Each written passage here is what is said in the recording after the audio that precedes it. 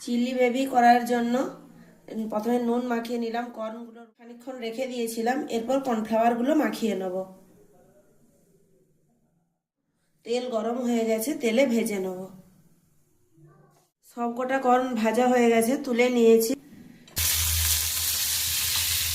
কেটে রাখা পেঁয়াজগুলো এতে দিয়ে দিচ্ছি। ক্যাপসিকাম ভাজা হয়ে গেছে, পেঁয়াজও ভাজা হয়ে গেছে, এগুলো তুলে নিলাম। তেলের মধ্যে দিয়ে দিলাম রসুন কুচি। রসুনটা এভাবেই কুচি করতে হবে, হালকা ব্রাউন কালার পর্যন্ত নেড়ে নেব। দিয়ে দেবো কাঁচা লঙ্কা চেরা।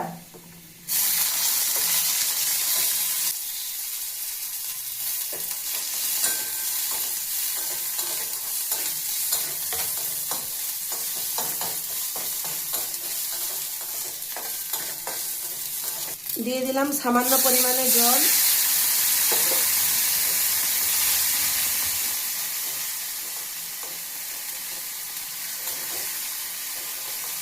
দিয়ে দেবো হলুদ গুঁড়ি,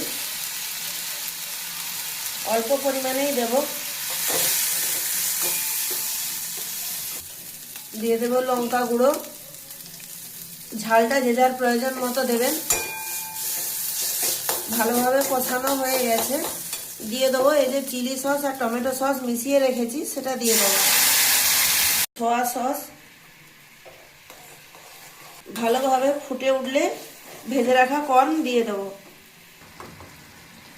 দিয়ে দেবো প্রয়োজন মতো নুন। দিয়ে দেবো ভেজে রাখা কর্ন আর এই ক্যাপসিকাম আর পেঁয়াজগুলো।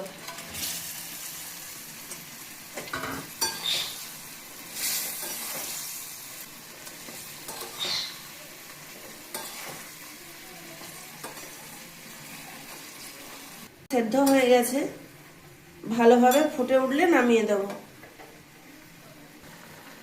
ভালোভাবে ফুটে গেছে, ঘনত্বটাও ঠিকঠাক।